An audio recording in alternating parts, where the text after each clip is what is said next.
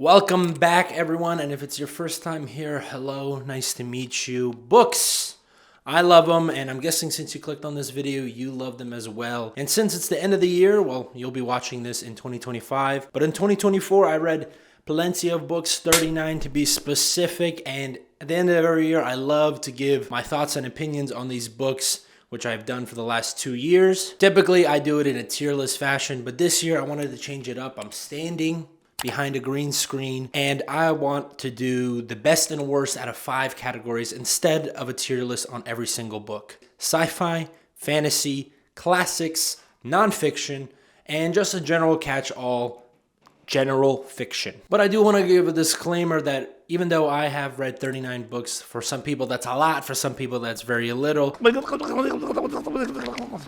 Regardless of where you are on your reading journey, if you read 125 books this year or if you read 2, regardless, as long as you loved reading it, as long as you loved being entertained or being informed, gaining some kind of knowledge through your reading, that's the whole point of it. We love reading for the sake of reading and not to increase a number at the end of the year. Before I start rambling even further, let's just jump into the first category, starting with sci-fi. I love sci-fi. For the last few years, it's been my top category. This is the first year where it actually got knocked out by another category that we'll talk about later. And this year I was able to read about 10 traditional sci-fi books. There are some books in other genres that could have been placed in this one, but it was already so bloated that I wanted to give those other books a chance in other categories. So out of these 10 traditional sci-fi books, the worst one, which one could it be? It is Consider Phoebius. Now, a lot of people online said just to skip this book by Ian Banks and just go on to Player of Games or one of his other novels. If I am anything, it's stubborn,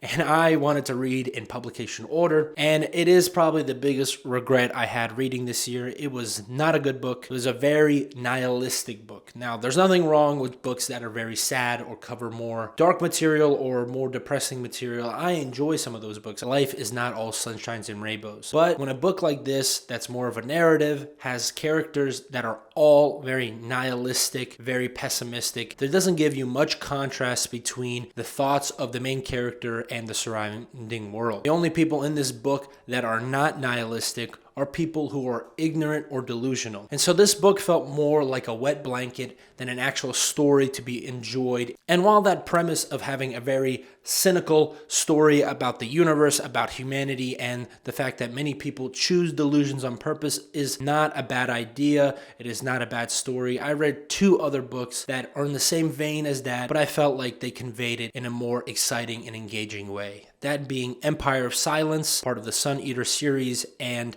I Have No Mouth and I Must Scream. So reading a lot of this very pessimistic work kind of turned me away from sci-fi for a little bit. This was also followed up by a really sad and disappointing second and third book in the Silo series. I loved Wool. Shift and Dust were so bad that I think that 80% of it could be cut and the 10% or 20% left over can be slapped onto the first book, and I think that would be exponentially better for the story. And this disappointment, coupled with the very cynical stories that I read also early on in the year, turned me away from sci-fi. But what did I enjoy in sci-fi? It's not all doom and gloom. It's not all negative. I enjoyed Isaac Asimov's prequel series to his original Foundation trilogy. Prelude to Foundation and Forward the Foundation. Now, these books are significantly better than where Isaac Asimov was at the beginning of this series. While many of the great overarching ideas were fantastic, and I loved reading his ideas about human behavior and history, his characters were very lacking in personality, agency, and his world building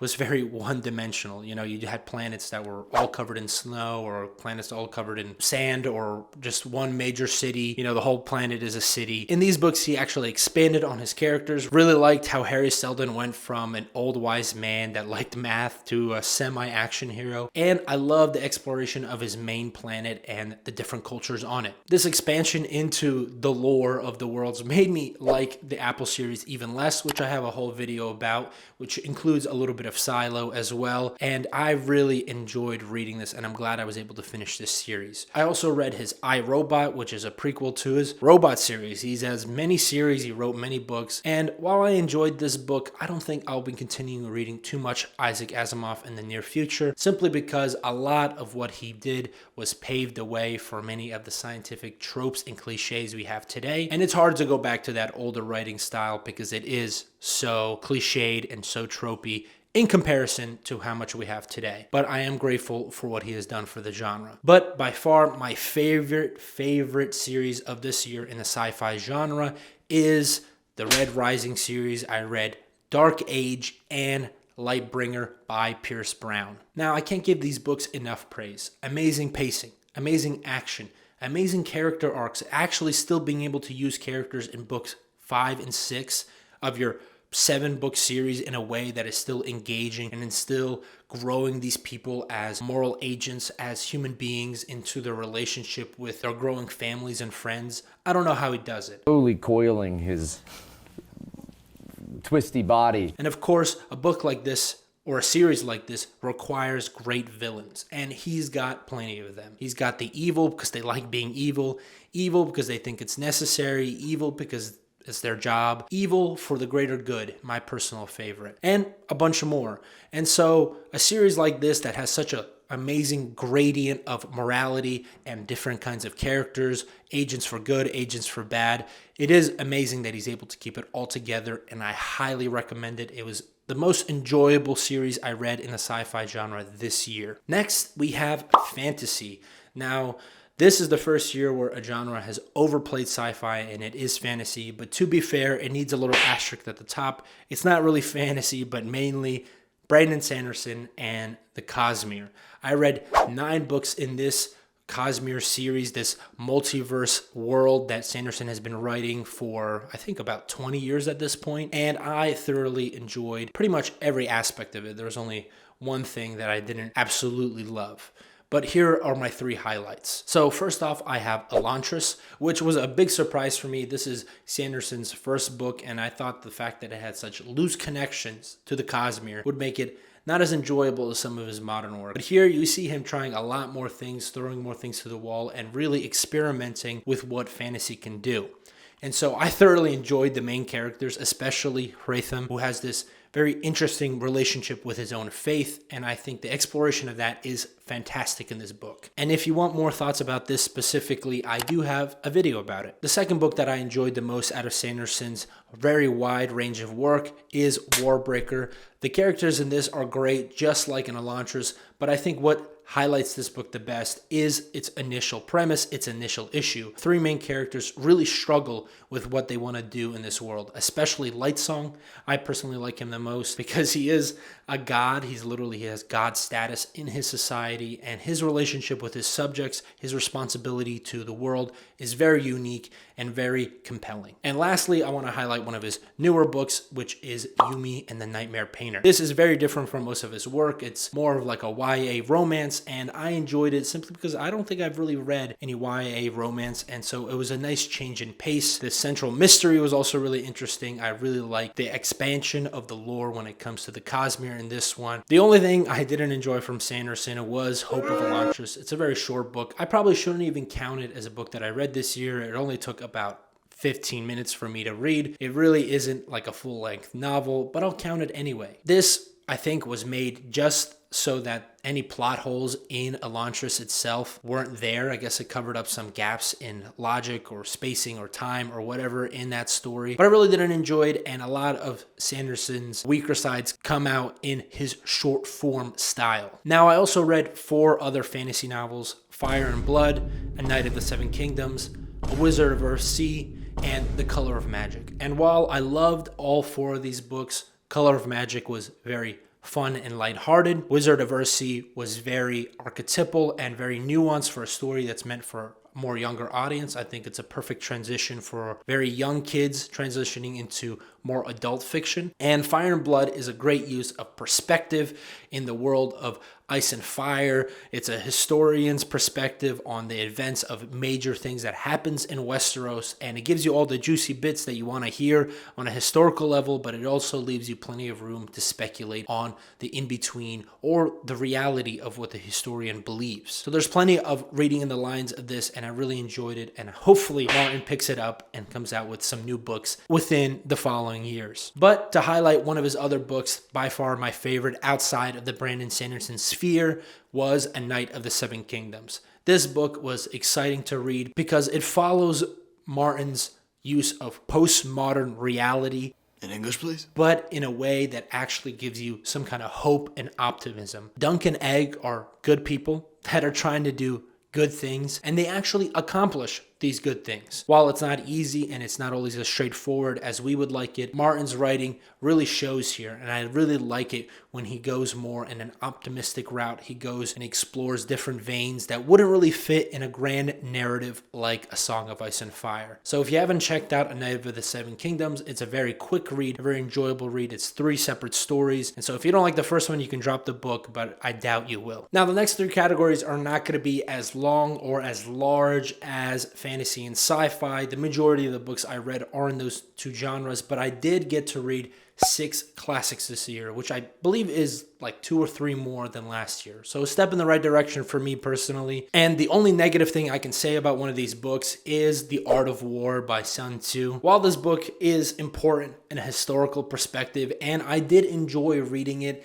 I think the internet gives it a very weird ethos around it. It paints this book as if it's some kind of ancient self-help book. No, it's a book about war. It's literally giving you instructions on how to fight in what is it, like, when did this come out? Before Jesus? That's what this book is about. It's not some ancient wisdom text. While those do exist and they are very interesting to read, this book is meant for you to understand how warfare works in this time period. And of course, if you're going to be talking about something as existential and important to human society as war, there are personal things you're going to be able to grasp from it. But I personally recommend reading it with some kind of commentary to give you context and understanding of the historical time period. But one book that really surprised me out of the classics, and I'm kind of shocked that I enjoyed it this much, was Fahrenheit 451. I also read Huxley's Brave New World, finishing off what I call the holy trinity of dystopian novels, which includes 1984 as the 3rd book. But in Fahrenheit 451, I was expecting a very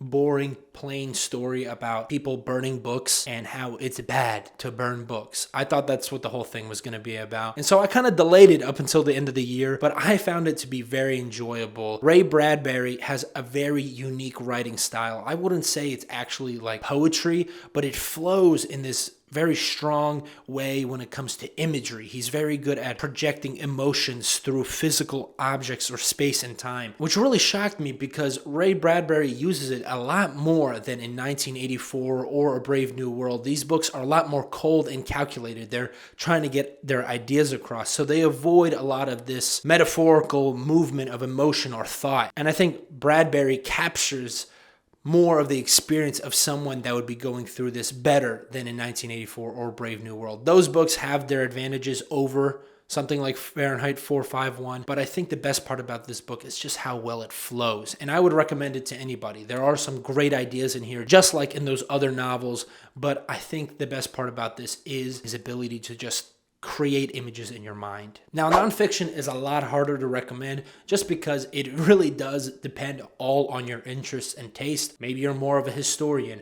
Maybe you're more into self-help. Maybe you're into psychology, or you're trying to start a business. Really, recommending nonfiction is harder than these other genres because it's not just about what I enjoyed, but the actual good information within the books. I already highlighted Jonathan Haidt's Righteous Mind in another video I made this year, so I wanted to highlight something else. Here I've got Persian Fire by Tom Holland.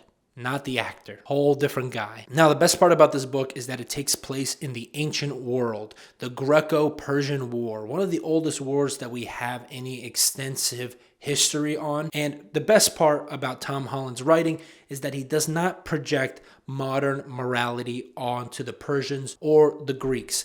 He very much takes it from their perspective, how they view enemies, how they view other cultures, how they view themselves, and their values and systems of organizing in the world. For example, in America, we love the Spartans. We picture them as this very ideal group of people that were very physically fit and loved to fight for their freedom. Mainly, I feel like because of the movie 300. But in reality, the Spartans were a very oppressive group of people. Their system of organizing in the world literally had eugenics within it and is a perfect example of an ancient dystopian society that only values one thing, and that is warfare. They literally enslaved people and then killed their slaves as a rite of passage for their warriors. And so in America, we kind of idealize them as this great warrior class, which they were, but we neglect to realize their other value system. And they're actually funnier than you would expect. Many of the one-liners in 300 is actually accurate to the 300 in real life. But by far my favorite part about this book was the perspective of the Persians. Growing up in America, we hear a lot about the Greeks. We hear about Alexander the Great, Socrates, Aristotle, these big names, and eventually we just forget the Greeks and we move on to the Romans.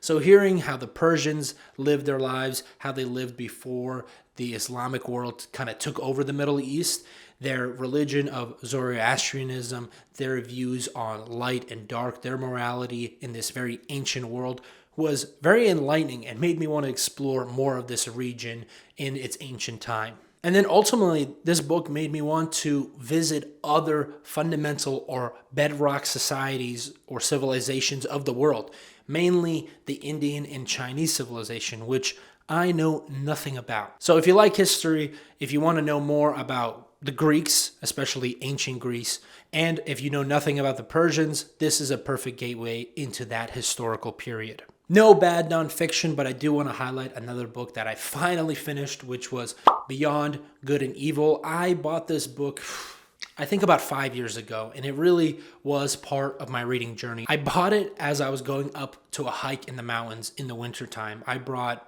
Beyond Good and Evil and Meditations by Marcus Aurelius. And I finished Marcus Aurelius's Meditations in like a month. But I held on to this book for so long because it was so difficult to read. And I finally got it done. And I think for anyone else that is reading hard philosophy like this, the best way to do it is to finish a chapter, go online, find a video or an article, read what it means, and then go to the next chapter. I had this experience multiple times where I'm like, is this what he's saying? I'm not sure. I go online and it's exactly what he's saying. And it helps you read because you actually get an understanding of what he's trying to say and you gain some confidence in reading the text. So you start to doubt yourself less. And lastly, I've got general fiction. Now, many of these books could probably fit in other categories that I put here, but I wasn't sure what to put them, and I wanted to highlight some of them. Let's start with a negative, A Psalm for the Wild Built. Now, this book, I'm going to bash it a lot, but it's not as bad as some of the worst books I've ever read, but I do feel like it is a little bit self-indulgent with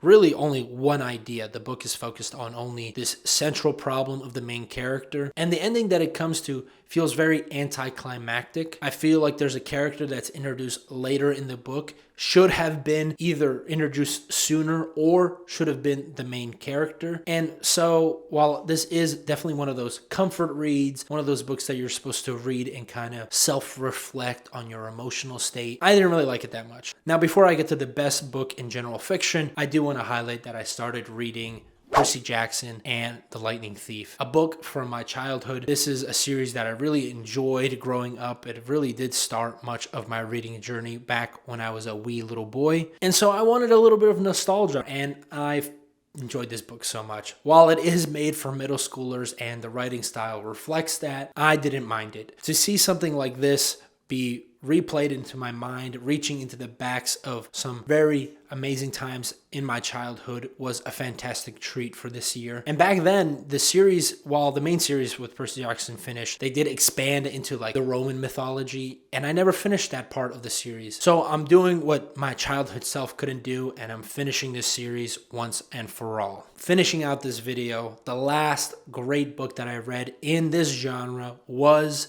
Stephen King's The Shining. Now, many of you, just like me, were exposed to the movie first by Stanley Kubrick. And I really enjoy that movie. I think it is fantastic. Kubrick is probably in the top 5 at least in the top 10 of film directors of all time. And he was also very good at adapting novels. The book is very different from the movie. The movie is very different from the book. But I enjoy seeing two people at very much at their height of artistic ability, taking these elements and twisting them and turning them into different ideas, different imagery, and I thoroughly enjoyed both. Stephen King's book is a lot more warm. It's a lot more inviting. There's this very much a stronger family element that isn't as torturous in the movie, and you're kind of rooting for the main guy. You're like, please do the right thing, move on, you know? And in the movie, it is a lot more cold. And so I really enjoyed the book. I know in my video from last year, I was bashing Stephen King and his son a lot, and I think it's mainly just because his modern stuff is just not as good as his older stuff. So in the future, I recommend for myself and for you to stick more to his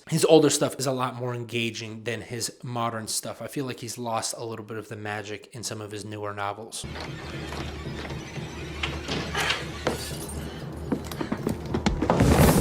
And that's it for me. Those are the best and worst books that I read in those categories for 2024. Let me know what you've been reading in this last year, your best, your worst, what you recommend, what you don't recommend, all in the comments down below. If you really like what I do here, you can always leave a like, subscribe, and if you really enjoy, if you really love what I do here, you can always buy me a coffee. That will be in the description down below. If you made it this far, thank you for watching. I love you, and as always, Godspeed.